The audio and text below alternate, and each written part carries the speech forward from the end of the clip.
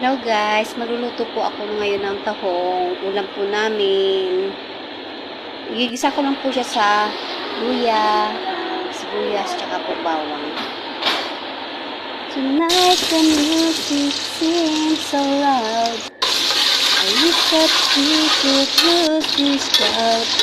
Maybe it's better this way. Yan po, igigisa ko na po siya. Lalagyan ko na po yung tahong. Halo-haloin ko na po. Lagyan ko lang po siya ng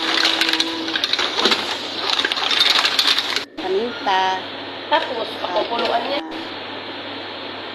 Salt. Ajinomoto. Yun lang po.